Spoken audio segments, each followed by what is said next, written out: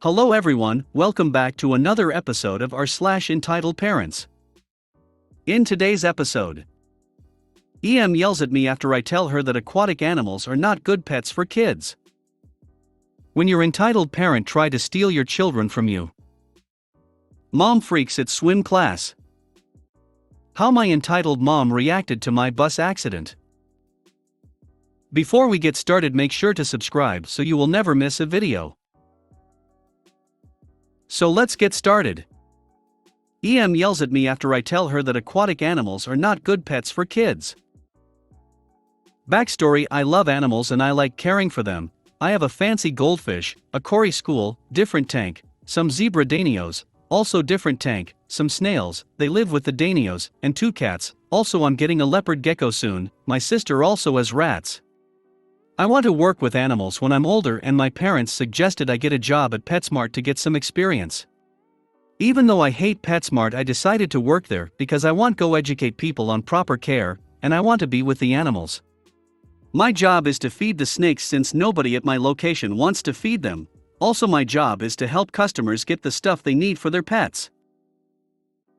I DK about other places, but in where I live, goldfish are considered good pets to teach kids how to be responsible, and many parents have their kids get a fish, then a hamster, and then a dog.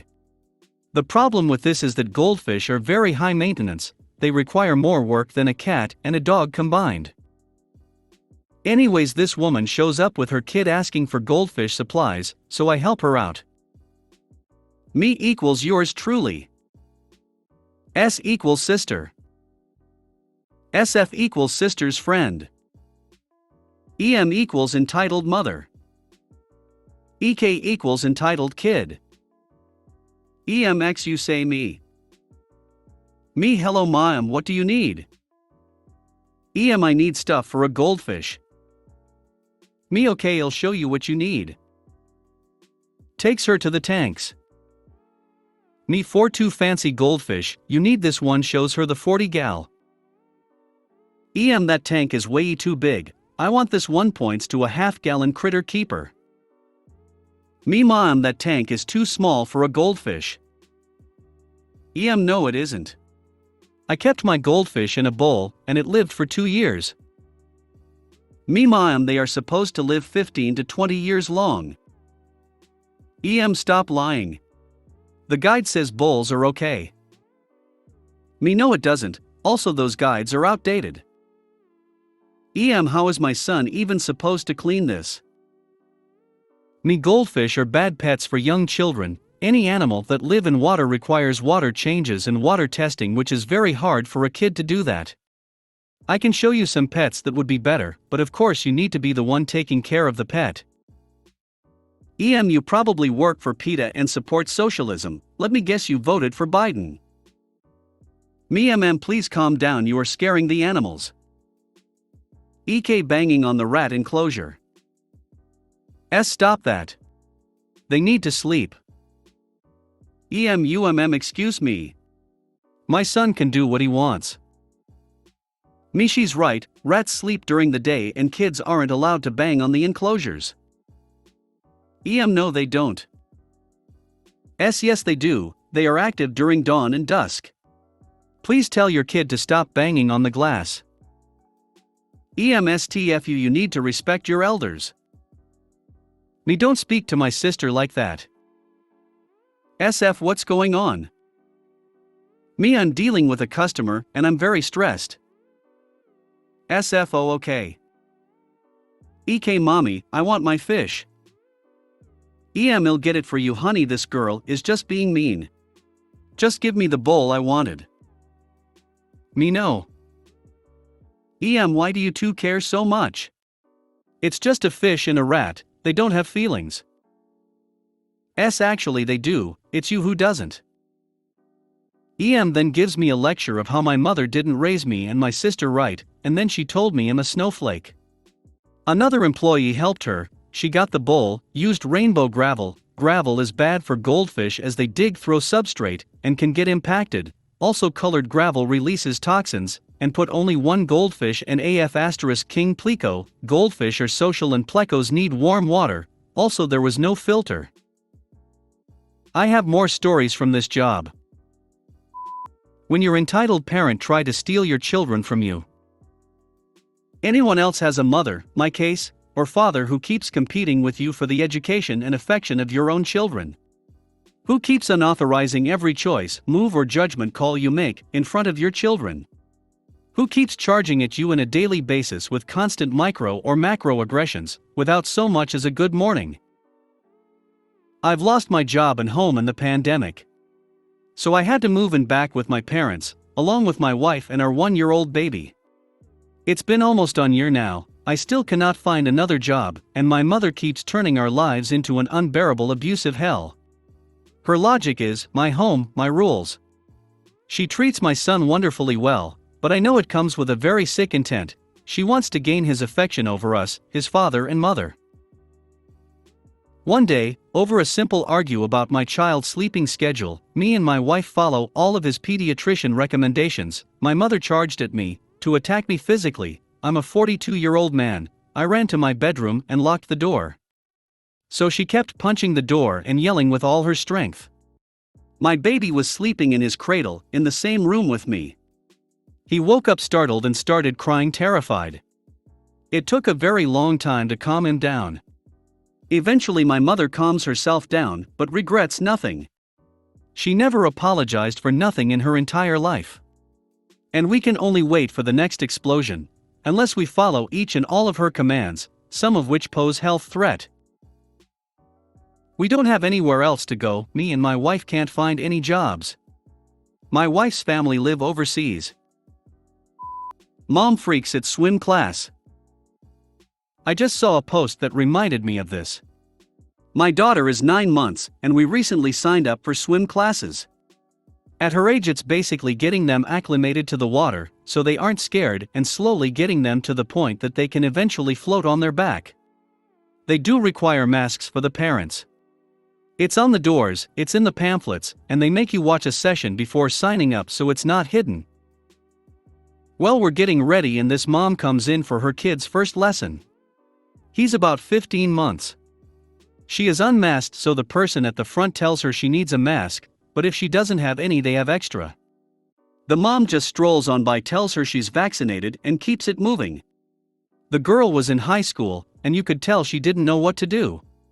The head person there though is a bit older and seemed like she was no nonsense, but she is awesome, so I never could confirm it till that moment. She goes up to the lady and nicely tells her that she does need a mask. It's required even if you're vaccinated. The lady doesn't like that and says now that it's ridiculous. She didn't know, and that she wasn't going to do it. The manager just tells her that is fine, she can fill out her cancellation, and since she never did a lesson, they will refund her. The mom goes ballistic.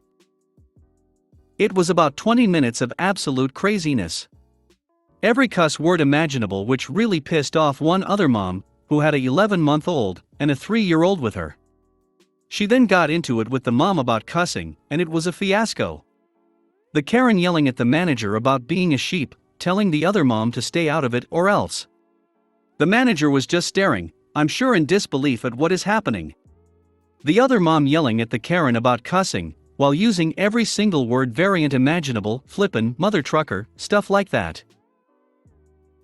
I did learn that even though my daughter is 9 months, she thinks craziness is amusing when not involved, because she was just staring, and even giggled at one point when the Karen made a sheep noise. After 20 minutes of absurdity, the police show up. The high schooler had called them. It wasn't hard to figure out what was going on, but the funniest thing was the Karen turned and said, "OMG, thank goodness, officer, this manager is discriminating against my freedom and this lady thinks she can tell me what I can and can't say. Please arrest them." The next part was pure gold.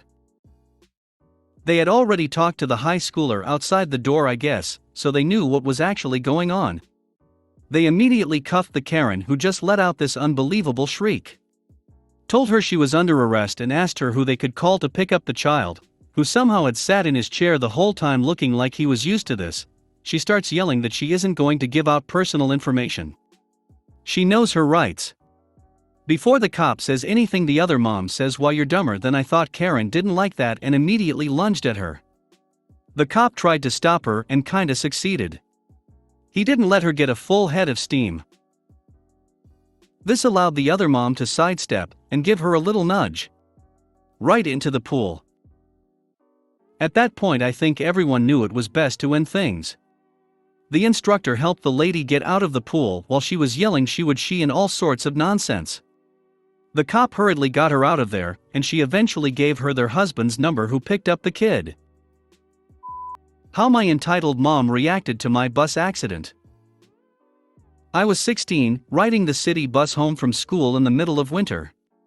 Besides myself, there was the driver and 2 other passengers, both adult men. One sat near the front, the other sat in the middle side seats, and I was in the back left corner. We were a few blocks away from the depot, where I needed to switch buses, when we were T-boned by a car that ran a stop sign. The impact caused me and the dude sitting in the side seat to fly forward, but luckily for me, I grabbed onto the handrail for standing passengers, and was able to swing myself to the seat in front of me, though the jerking sensation wasn't pleasant. The driver had the airbags go off on him, and the other passenger was saved by the seat in front of him. The guy that went flying landed near the front of the bus, and was more shocked than hurt, thankfully. I too was in shock, so I wasn't feeling any pain or dizziness at that time. Now, before this happened, this was a typical day for me. I had been riding the city bus to and from school for about 3 years because my mom was a single mother who worked overtime. 5 a.m. to 5 p.m., though her normal work hours were 7 to 2. On this particular day, my mom needed to get off work early for her to take care of something at the bank. She made a point all week to tell me, "I'm not going to pick you up from school." Which I didn't ask, but she just liked, I don't know, making me feel like she had more important things than me going on. Anyway, I was already planning on taking my usual route home. Well, after the accident, a female police officer showed up, and because I was a minor, she couldn't question me without my mom present, despite me insisting my mom would waive her right to be there. The following is the conversation I had with my mom on the phone in front of the officer. Mom, annoyed what? I'm already on my way to the bank. Me, yeah, about that. Mom, there is nothing that will stop me from going to the bank today. This is important. Me, yeah, so, there was an accident. Mom, this isn't funny. Side note, my mom said the same thing to her father the night he died when he had a shortness of breath. Me, Mom, I'm being serious, I was on the bus, near the station, and we got T-boned. At this point, the officer could tell that I wasn't getting anywhere with my mom, and asked if she could take my phone. P.O. Hi ma'am, this is officer, blah, and I need to ask your daughter what happened, and I cannot do that without her mother present. Mom, I'm guessing insisting she didn't need to be there.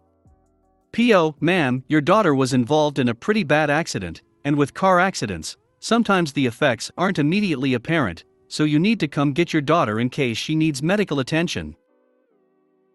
The officer nods her head and returns the phone back to me. Me, yeah. Mom, I am not happy about this. I'm on my way. Do you feel fine? Me, yeah, I think so, just shook up a little. Mom, then we're going straight to the bank. I don't have time for this shit. Me, okay, see you soon. My mom shows up 3 minutes later, and the officer asks me what happened, to which I couldn't really answer. I was looking out of the opposite window listening to, and I won't forget, Pumping Up the Party by Hannah Montana. Haven't listened to it since. After I give my statement, the officer asks me again how I'm feeling. I tell her the same, in shock. She turns to my mother and implores her to immediately take me to the hospital if I start feeling woozy, dizzy, nauseated, or have any sort of aches and pains. My mom basically waved her hand and said, yeah, and off to the bank we went. Sure enough, the second we sat down to wait, the nausea and spinning kicked in. I suffer from motion sickness already, but this was like when you take a pain pill that's too strong, and you feel like you want to die. My mom, the unsympathetic person she was, told me to suck it up and stop acting like, I don't even know what she said. People would walk by us and ask if I was okay, and she'd tell them I was overreacting. When we got into the banker's office, even he was like, I don't feel comfortable assisting you when your daughter looks like she needs medical attention." My mom didn't bother telling anyone what just happened to me, and I was so dizzy and dazed, I couldn't speak for myself.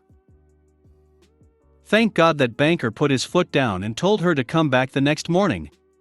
Of course, my mom had a Karen fit, and the banker basically gave her the option of him calling CPS and the police and not finishing helping her, or she could come back tomorrow morning. Either way, he wasn't going to help her until I was taken to the doctor. I don't think we got out of there fast enough.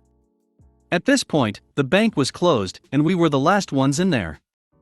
I think we were there for almost 2 hours by the time we left. We finally get to the ER, I get x-rays and a bunch of other tests. Sure enough, I had a neck sprain and severe whiplash. This all happened on a Friday, so I was called out of school until Wednesday the following week. I couldn't turn my neck for about a month, and I couldn't sit in a desk for the longest time. My teachers, thankfully, were sympathetic and had no problem lending me their desks during class, since teachers always have the comfy chairs. My classmates were also helpful. I don't think I carried my own bag for that entire time either. The funniest part about this story is how my sensei, Japanese language teacher, told my classmates I was hit by a bus. So when I came back on Wednesday, everyone looked at me like I came back from the dead. Even until I graduated, people would ask me if I got hit by a bus. I felt like Regina George, and it was hilarious to me. But the fact that my mom couldn't give two shits over my well-being because her bank appointment was more important still baffles me to this day. She suffered the same situation when I was a baby, and when I was in 2nd grade, and I remember how for years after her accidents, she always brought them up. When I'm finally in the same situation, I'm just faking it. Makes me wonder how much she faked to just assume everyone else was faking. If you made it to the end of the video, thanks for watching. Don't forget to like, subscribe and share, and we will see you in the next video.